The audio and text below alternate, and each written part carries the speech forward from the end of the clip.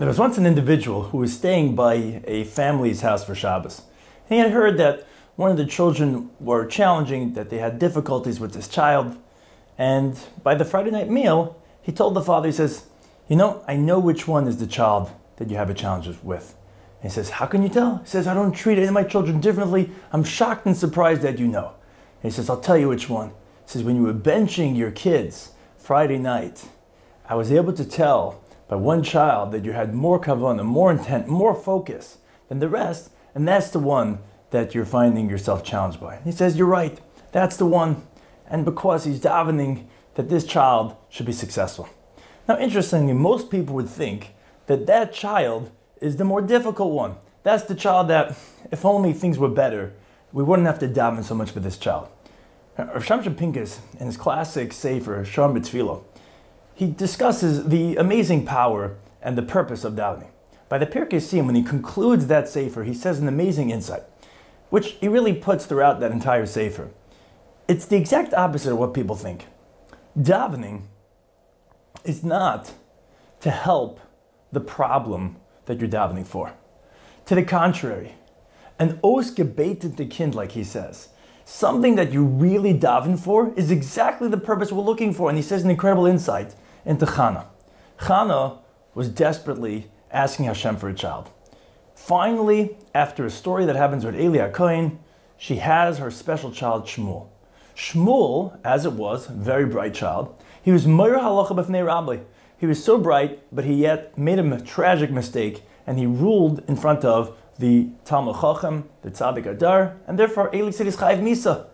And on that, Chana comes and says, El anar hazeh spalalti. It's this child that I'm davening for. So many want to say that yes, it's this child. Every child is the one I want. Don't promise me anything better than this child. I want this one. But Rav Pincus says it can't be that Chana wanted for her own selfish purposes. She wanted a child that's going to serve Hashem and help Klal Yisrael. So if Eli's promising a greater tzaddik, a greater Talmud Chacham, more than this child, which she was promising her, why is she saying, El anar hazeh spalalti? I want this child. What do you mean? If it's V'kavod Shemaim, you can get a better child the next time around. Why was she stuck on this child?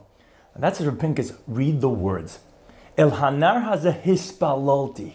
You know the years that I davened for this child? How much tears and requests and supplications I put in for this child? She said to Eli, I don't want your davened child. I want my davened child, because that is true greatness. Not the bigger tzaddik, not the bigger Talmud Chacham. So it actually turns out the exact opposite of what we think. The things that we daven for, the things that we struggle and we're davening, we think, if only things would be better, I wouldn't have to daven. To the contrary, those are the things that are actually the greatest acquisitions that we have. El hanar hazeh hispalalti. The things that you're davening for. Besides the fact, like our Pincus discusses, the whole objective of tefillah is like naftula, lekim naftalti. It's a connection, which is the whole purpose of the world, which is much to discuss regarding the paradox in tefillah itself, that people think it's a means to get something and it's really not. It's actually the connection. But more than that, it's in this specific challenge that you're davening for, it's the exact opposite of what you think. Because actually that is the greatness.